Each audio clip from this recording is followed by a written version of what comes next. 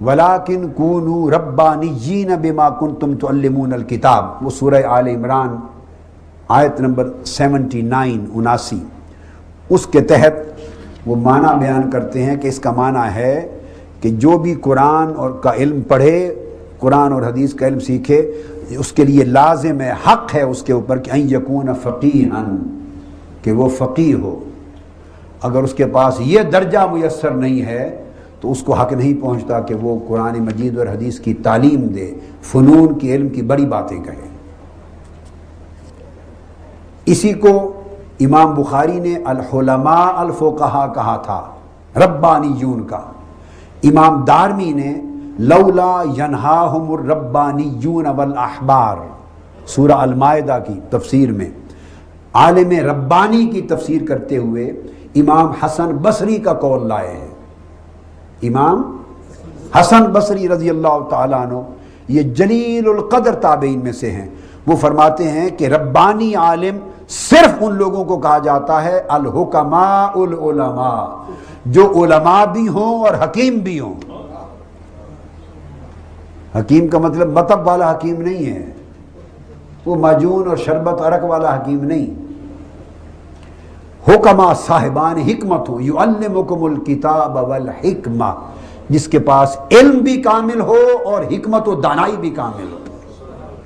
علم سے احکام کا پتہ چلتا ہے، خبر ملتی ہے، حکمت سے امتیاز نصیب ہوتا ہے کہ کیا کہنا ہے کیا نہیں کہنا، اور کہنے سے قبل کتنی تحقیق کرنی ہے، کس ڈھب سے کہنا ہے کس ڈھب سے نہیں کہنا۔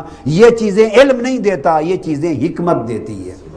اس لیے اللہ تعالیٰ نے ہر نبی کو دو چیزیں دی ہیں۔ آپ پورے قرآن کو پڑھیے الحم سے والناس تک، قرآن میں کسی ایک نبی کا بھی جہاں اس طرح کا ذکر آیا ہے، اللہ رب العزت نے خالی علم کی بات نہیں کی، جس نبی کو بھی عطا کرنے کی بات کی فرمایا علم اور حکمت عطا کی۔ یتلو علیکم آیاتنا ویزکیکم ویعلمکم الکتاب والحکمہ۔ تو علم اور حکمت دو لازم و ملزوم ہیں، فرمایا یہ ہوں عالم ربانی ہے۔ اسی طرح امام دارمی نے سعید بن جبیر رضی اللہ تعالیٰ عنہ سے بھی یہی تفسیر لی، کونوا ربانیین، سورہ آل عمران کے تحت، قال علماء فقہاء۔ اب آپ کسی سے پوچھئے تفقہ کی، وہ کہے میں تو فقیہ ہوں ہی نہیں۔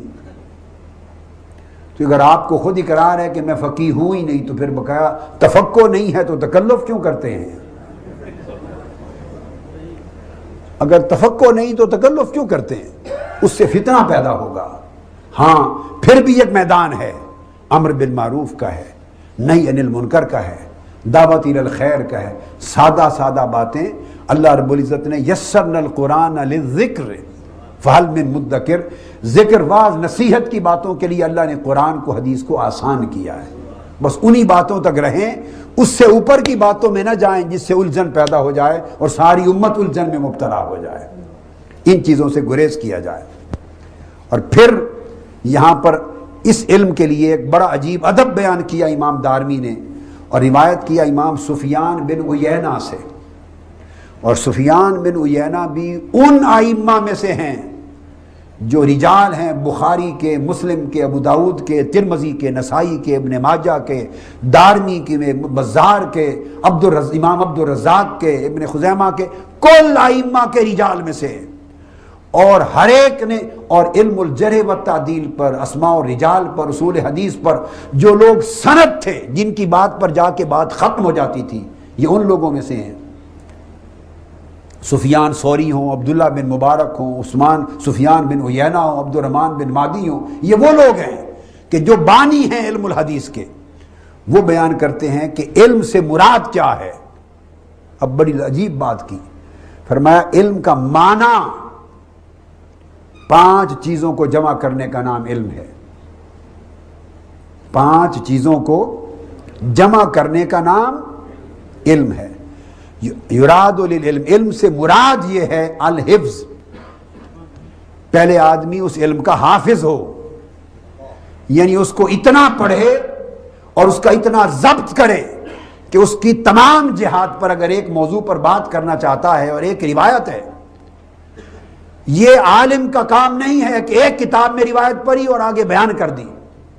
اس کے کئی طرق ہوں گے، کئی ائمہ نے لیا ہوگا، اس کی کئی اسانید ہوں گے، اور ہر سند میں کئی راوی ہوں گے۔ آپ کو کھنگالنا ہوگا کہ روایت کیا ہے، اس کا متن کیا ہے، اس کی اسناد کیا ہے۔ کہیں متن میں اضطراب اور اختلاف تو نہیں ہے، کہیں متن میں کوئی چیز غلط تو نہیں، سند میں اضطراب تو نہیں، راوی کوئی ضعیف تو نہیں، کوئی منکر تو نہیں، کوئی متروک تو نہیں، اس کے حافظے کا عالم کیا ہے، عدالت کا عالم کیا ہے، ائمہ جو حجت ہیں فن کے وہ کیا رائے کرتے ہیں، اس روایت، اس سند کی روایت کو قبول کیا جائے گا یا نہیں کیا جائے گا۔ ائمہ علم کا طریقہ یہ تھا،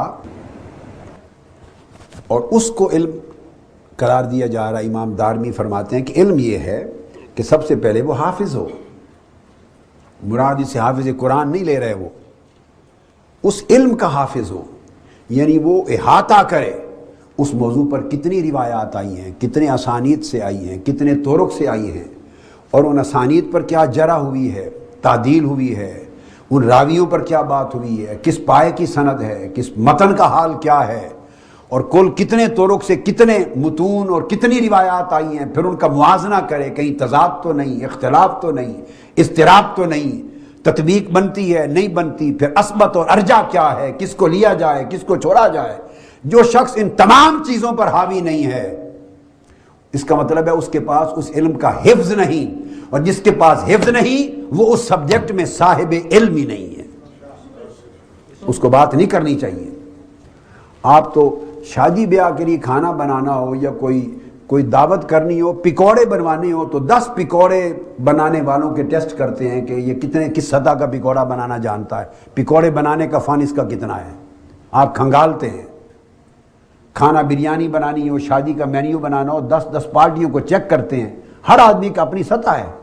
تو حفظ کا مطلب یہ ہے کہ اس کے پاس ایک علم کی سطح اور اس سبجیکٹ پر کامل احاطہ ہونا چاہیے اسے، ایک بات۔